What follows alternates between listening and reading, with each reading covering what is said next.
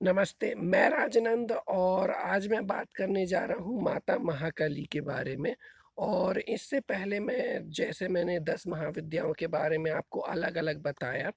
इससे पहले मैं एक छोटी-सी कहानी और बताना चाहूँगा।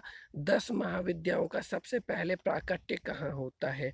ये कहानी संबंध रखती है शिव और सती से। तो जब हमारे दक्ष जी यज्ञ रचते हैं, जो प्रजापति दक्ष होते हैं सती के पिता, तो उसमें सबको बुलाया जाता है शिव जी को छोड़ करके। तो ये देखकर माता को बहुत ही गुस्सा आता है और वो बोलती है, मैं अपने पिता के यज्ञ में जाना चाहती हूँ।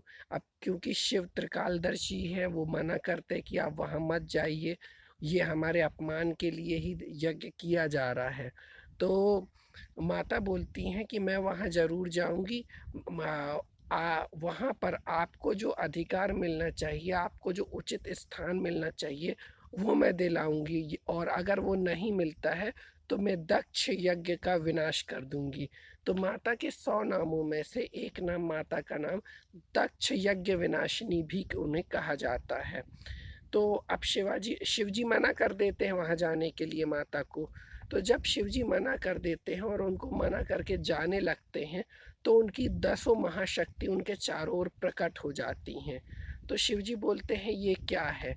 तो माता बोलती है, ये मेरा ही स्वरूप है।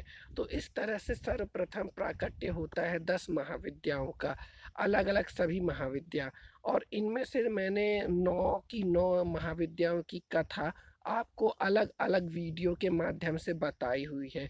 यदि आपने उन महाविद्याओं की कथा अब तक नहीं सुनी है, तो आप इस चैनल को सब्सक्राइब कर मेरे पिछले वीडियो देखें, जिसमें आपको अलग-अलग महाविद्याओं की कथा मिल जाएगी।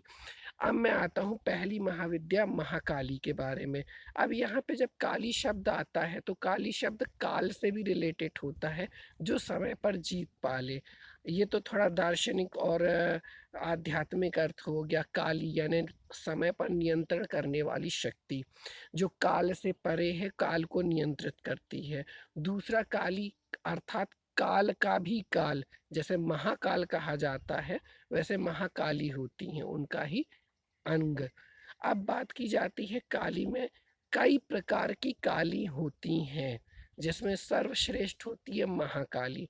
इसके अलावा भद्रकाली भी होती है, और क्या बोलते हैं, मंगला काली भी होती हैं, और शमशान काली भी होती हैं। इस तरह से काली माता के भी कई सारे अनेक स्वरूप हैं, जिनमें सर्वश्रेष्ठ महाकाली को कहा जाता है। अब मैं आता हूँ माता महाकाली की कथा पर। माता महाकाली का उद्भव कैसे हुआ?